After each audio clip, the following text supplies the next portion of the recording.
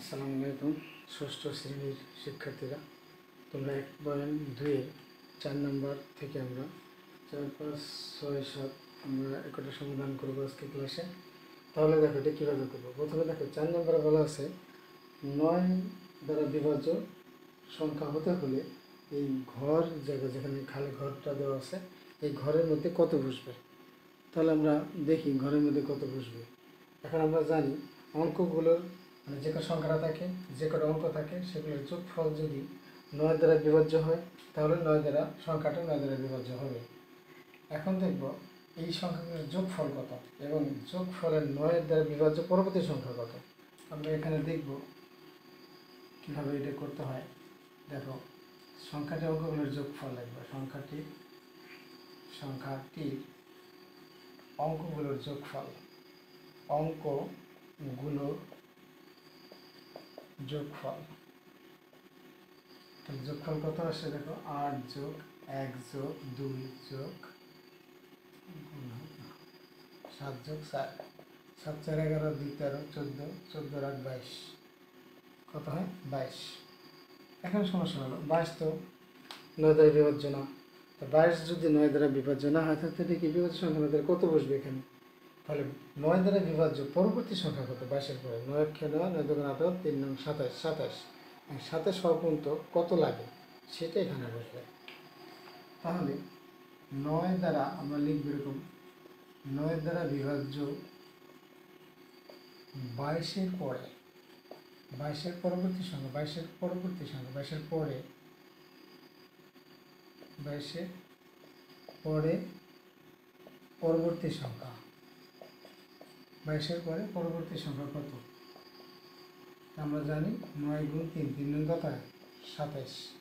তাহলে 27 হতে লাগে কত, 27 বিয়োগ হলো 22 সমান কত লাগে 5 লাগে, 5। তো 5 লাগে। অতএব তাহলে এখানে ঘরের মধ্যে কত বসবে, অতএব তাহলে ঘরের মধ্যে কত বসবে 8 1 2, ঘরের মধ্যে বসবে 5। আমাদের কি অঙ্কটা হয়ে গেল। এখন দেখো তাহলে এটা কী করলাম হলো, তাহলে আমাদের কি আমরা জানি যে 9 দ্বারা বিভাজ্য সংখ্যা হতে হলে সংখ্যাটির অঙ্কগুলোর যোগফল যদি 9 দ্বারা বিভাজ্য হয় তাহলে সংখ্যাটি 9 দ্বারা বিভাজ্য হবে। এই সংখ্যাটির অঙ্কগুলোর যোগফল করলাম, কত আসে 22। এখন 22 হলে তো 9 দ্বারা বিভাজ্য না, তাহলে তো এখানে বসবে কিছু না কিছু। কী বসবে, 9 দ্বারা বিভাজ্য 22-এর পরবর্তী সংখ্যা, 22-এর পরবর্তী সংখ্যা বা 22-এর পরে পরবর্তী সংখ্যা কত, 3 9 27। তো 27 22 বিয়োগ দাও, বিয়োগ দিলে কত, কারণ 18 তো দিতে পারো না, কারণ 18 তো এখানে বেশি আছে 22, বুঝলেন, পরবর্তীটা দিতে হবে। তাহলে 27 22 বিয়োগ দিলে 5, তাহলে এখানে হবে 5। এখন যোগ করে দেখো 27 হয়, 27 9 দ্বারা বিভাজ্য, অর্থাৎ সংখ্যাটি 9 দ্বারা বিভাজ্য। এরপরে আমরা পরবর্তী অঙ্কটা আমরা জানি, সেটা বলছে 5 অঙ্কের ক্ষুদ্রতম সংখ্যা নির্ণয় করো। 5 অঙ্কের ক্ষুদ্রতম সংখ্যা নির্ণয় করো। 5 অঙ্কের ক্ষুদ্রতম সংখ্যা নির্ণয় করো যা 3 দ্বারা বিভাজ্য। তাহলে আমরা জানি যে সবচেয়ে সংখ্যা হলে একের পরে শূন্য যে সংখ্যাগুলো, যেমন দেখো 9 কিন্তু সবচেয়ে, কারণ 1 থেকে 9-এর মধ্যে 1 কিন্তু ছোটো, 9 কিন্তু বড়। যখন দ্রুতম বলে তখন আমরা 9 9 9 9 করবো, ক্ষুদ্রতম বলে তখন আমরা কী করবো 1 1 করবো। তাহলে আমরা 5 অঙ্কের ক্ষুদ্রতম সংখ্যা মানে হলো এরকম। তাহলে 5 অঙ্কের ক্ষুদ্রতম সংখ্যা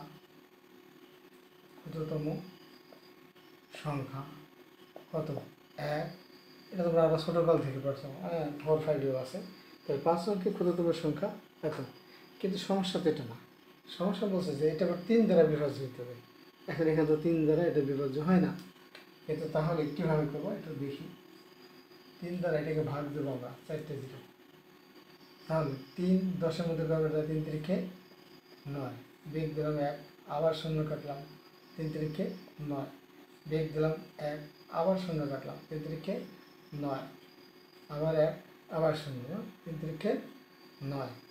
এখন দেখো 1, এই যে লাস্টে যে 1 অবশিষ্ট থাকে, তাহলে 1 যে অবশিষ্ট থাকে, তাহলে এখন কীভাবে এটা বিভাজ্য সংখ্যা হবে, হয় না। এখন যদি হয় 1 যদি বাদ দিলে কী হবে, তাও হয় না। বাদ দিলে কী হয়, 1 দিলে যদি বাদ দিয়ে দিই, দেখো এরকম 10,000 আছে, এখানে যদি 1 বাদ দিয়ে দিই তাহলে কিন্তু কি অঙ্ক 5 অঙ্কের থাকে না। এখন তো 1 বেশি হয়েছে, তাহলে বাদ দিয়ে দিলাম। বাদ দিলে কত হয়? 0, 9, এরপরে 9, এরপরে 9। দেখো একে একে মিলে 0, 4টে 9। কিন্তু অঙ্ক বলছে কি 5 অঙ্কের ক্ষুদ্রতম সংখ্যা। তাহলে 5 অঙ্কের ক্ষুদ্রতম সংখ্যা হতে গেলে তোমার এক যে বেশি হয়েছে 1 বাদ দেওয়া যাবে না, তাহলে অঙ্ক করে যেতেছে। তাহলে আমাদের কি করতে হবে, যে আমাদের আরেকবার যাইতে গেলে আমার কত লাগে? আরেকবার যেতে গেলে যেমন 3 যদি আরেকবার যাইতো তাহলে কত লাগতো? 1 তো আছে, তাহলে আর 2 লাগতো। তাহলে এই 2 যদি এর সাথে আমাদের যোগ দেওয়া হয় তাহলে আমাদের কি সংখ্যাটি বিভাজ্য সংখ্যা হবে, অর্থাৎ 3 দ্বারা বিভাজ্য সংখ্যা হবে। এখানে লিখতে হবে 3 দ্বারা বিভাজ্য, 3 দ্বারা বিভাজ্য, 3 দ্বারা বিভাজ্য 5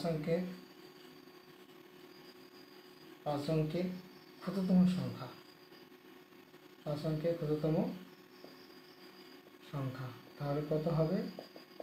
এই 4টে জিরোর পরে এরপরে আমাদের ঠেক কত? এখানে লাগবে কত? লাগবে আর 2 লাগবে। তাহলে আর কত? এখানে 2, অর্থাৎ যোগ দিলে কত আসে? 2। তাহলে দেখো সংখ্যাটি এখন কিন্তু এই সংখ্যাটি কিন্তু 3 দ্বারা বিভাজ্য। কেন? কারণ দেখো অঙ্কগুলোর যোগফল কিন্তু 3 দ্বারা, কারণ আমরা জানি অঙ্কগুলোর যোগফল যদি কি 3 দ্বারা বিভাজ্য হয় তাহলে এই সংখ্যাটি 3 দ্বারা বিভাজ্য। তাহলে দেখো 1 আর 2 3 হয়, তাহলে 3 দ্বারা বিভাজ্য, অর্থাৎ এদের 3 দ্বারা বিভাজ্য, অর্থাৎ এটি হচ্ছে 5 অঙ্কের ক্ষুদ্রতম সংখ্যা। তাহলে এখন দেখো পরেরটা বলছে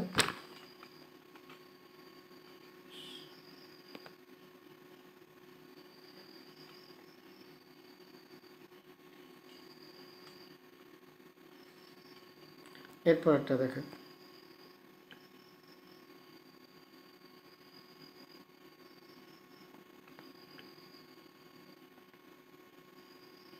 আর তারপরটা এটা বলছে 7 অঙ্কের বৃহত্তম সংখ্যা নির্ণয় করো। তাহলে 7 অঙ্কের বৃহত্তম সংখ্যা আমরা কীভাবে করবো? তাহলে 7 অঙ্কের বৃহত্তম সংখ্যা, তাহলে 7 অঙ্কের বৃহত্তম সংখ্যা, তাহলে 7 অঙ্কের বৃহত্তম সংখ্যা হলো, তাহলে আমরা 4 নম্বর 7 অঙ্কের বৃহত্তম সংখ্যা। তাহলে আমরা জানি কি 7 অঙ্কের বৃহত্তম সংখ্যা, 7 অঙ্কের বৃহত্তম সংখ্যা। 7 অঙ্কের বৃহত্তম সংখ্যা কত? 7টা 9, 7টা 9, 4টা 5টা 6টা 7টা 9। তাহলে এটা আমরা জানি সবাই। কিন্তু সমস্যা হলো 7 অঙ্কের বৃহত্তম সংখ্যা 7টা 9, কিন্তু এটা তো আবার কি দ্বারা বিভাজ্য না, এটা আবার কয় দ্বারা বিভাজ্য না? 6 দ্বারা বিভাজ্য না। তাই 6 দ্বারা বিভাজ্য কীভাবে হবে? তাহলে আমরা 6 দিয়ে ভাগ দিতে হবে। 7টা 9, 3 4 5 6 7, 7 6 9 ভেতরে কয়বার যায়? একবার।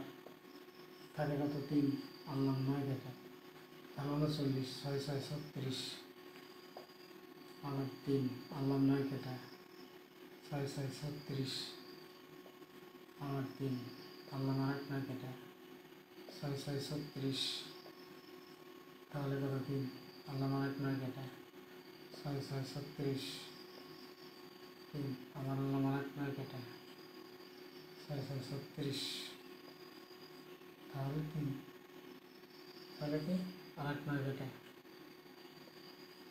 তাহলে এখন কি এই যে 3 কি হয়? 3 বেশি হয়, তাহলে 3 বাদ দিয়ে দিলেই তো হয়ে যায়। কারণ 3 বাদ দিয়ে দিলে একটা সুবিধা হলো কি, এখানে কিন্তু কি 7 অঙ্ক কমে না, 6 হয় বেশি দিলে কিন্তু, তাহলে 7 অঙ্ক ঠিকই থাকে। 3 অঙ্ক বেশি হয়েছে, 3 বাদ দিয়ে দিলাম। অতএব নির্ণয়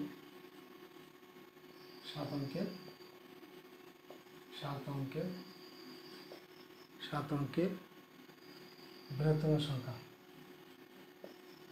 বৃহত্তম সংখ্যা যা 6 দ্বারা বিভাজ্য, যা 6 দ্বারা বিভাজ্য। এটা কত হবে তাহলে? 7টা 9 দাও, 4টা 5টা 6টা 7টা, 7টা থেকে 3 বাদ দিলে হয়ে যায়। অর্থাৎ তাহলে কত আসতেছে? 9 হলো 6টা, 6টা আর এখানে 6। তাহলে এখানে 7 অঙ্ক কিন্তু কমতেছে না, এই জন্য এটা গ্রহণযোগ্য। আর আগেরটা হলে কি 4 অঙ্ক হয়ে যেত বিয়োগ দিলে, এই জন্য আগেরটা এইভাবে করতে হতো। ঠিক আছে? তাহলে এটা যদি না বুঝে বারবার ট্রেনে দেখবে তাহলে বুঝে যাবে। আর যদি কোনো প্রশ্ন থাকে তোমরা অবশ্যই কমেন্টে জানিয়ে দেবে। তাহলে দেখো 7 নম্বরটা, এই 7 নম্বরটা কী বলছে, 3, 0, 5, 2, 7 অঙ্কগুলো দ্বারা গঠিত বৃহত্তম সংখ্যা 4 এবং 5 দ্বারা বিভাজ্য কিনা তা নির্ণয় করো। এত দ্বারা গঠিত সংখ্যাগুলি 4 ও 5 দ্বারা বিভাজ্য কিনা তা নির্ণয় করতে গেছে। তাহলে অঙ্কগুলো দ্বারা গঠিত বৃহত্তম সংখ্যা, তাহলে এখন গঠিত বৃহত্তম সংখ্যা আমরা কি, তাহলে 3, 0, 5, 7 অন্তত 2 আছে, 2, 7 দ্বারা গঠিত বৃহত্তম সংখ্যা, গঠিত বৃহত্তম সংখ্যা কত হয়? তাহলে আমরা জানি বৃহত্তম সংখ্যা বড় থেকে শুরু, ওই 7 তো আমরা এখানে একটু লিখেও দিতে পারতাম, এখানে 7 বড়, এরপরে 5, এরপরে 3, এরপরে 2, এরপরে 0, তাহলে 7, 5, 3, 2, 0 এত। এখন হলো এটাকে বলছে যে 4 ও 5 দ্বারা বিভাজ্য কিনা, তাহলে 4 ও 5 দ্বারা বিভাজ্য, তাহলে 5 দ্বারা বিভাজ্য, ঠিক আছে। এখন 4 এবং 5 দ্বারা বিভাজ্য কিনা তা নির্ণয় করো। তাহলে এটা 4 দ্বারা বিভাজ্য কি না, 4 দ্বারা বিভাজ্যের নিয়ম কি? হ্যাঁ, বিভাজ্য, ঠিক আছে। তাহলে 4 দ্বারা বিভাজ্যের নিয়মটা আমরা দেখি, যে সংখ্যাটির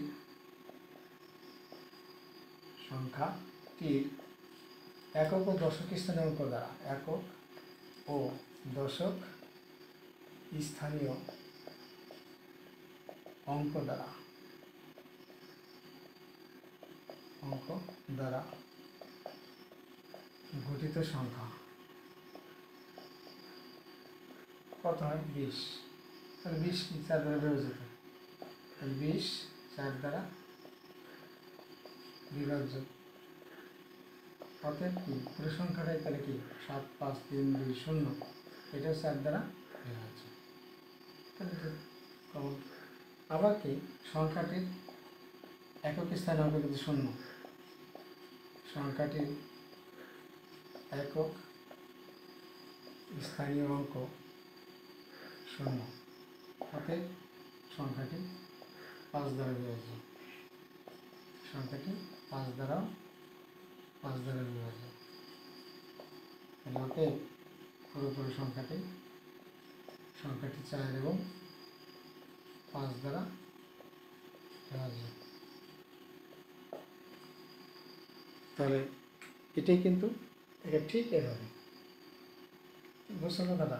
তাহলে আমরা জানি কোনো সংখ্যার একক এবং দশক স্থানাঙ্ক দ্বারা গঠিত সংখ্যা যেটা, সেটা হলো 20, এবং এটা যদি 4 দ্বারা বিভাজ্য হয় তাহলে পুরো সংখ্যাটা 4 দ্বারা বিভাজ্য।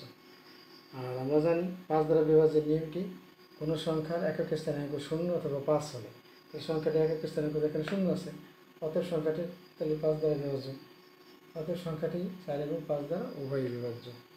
ওকে, তাহলে তোমরা এটা টেনে বারবার দেখবে, তারপর কোনো সমস্যা যদি হয় তাহলে তোমরা অবশ্যই এটা কমেন্টে জানাবে, অবশ্যই জেনে নেবে। আসসালামু আলাইকুম, ভালো থেকো সবাই, আল্লাহ হাফেজ।